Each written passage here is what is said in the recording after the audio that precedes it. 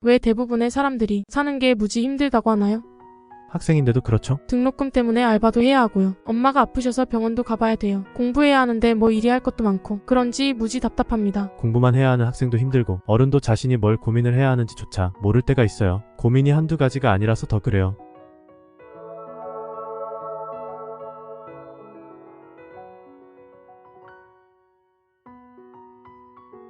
사람들의 삶이 항상 고통 속에 있다.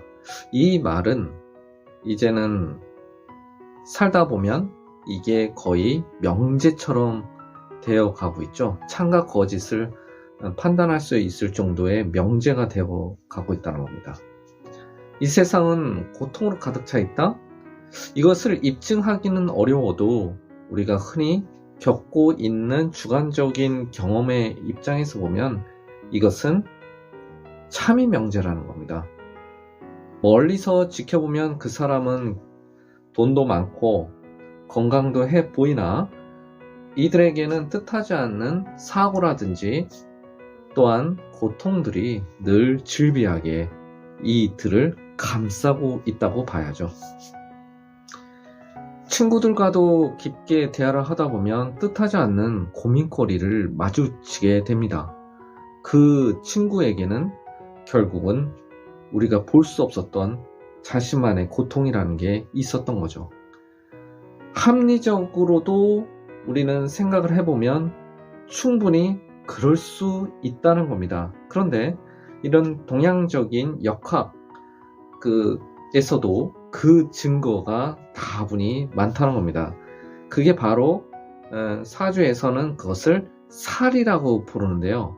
어느덧 잘 나가던 사람이 갑자기 자기 삶이 이렇게 어두워지듯이 뭔가 힘든 상황이 오거나 화려했던 삶을 갖고 있었던 사람이 어느 날 그렇지 못하게 바뀌었을 때 우리는 그것을 화개살이라고도 부르기도 합니다. 화개살도 있고요. 그리고 자신이 친구, 또 친한 친구, 사람으로부터 옮겨 다닐 수도 있고, 그리고 직장에서부터 옮겨 다닐 수도 있고, 주거가 옮겨 다닐 수 있는 직업이 또 바뀔 수 있다는 의미에서 역마살이라는 것도 있고요.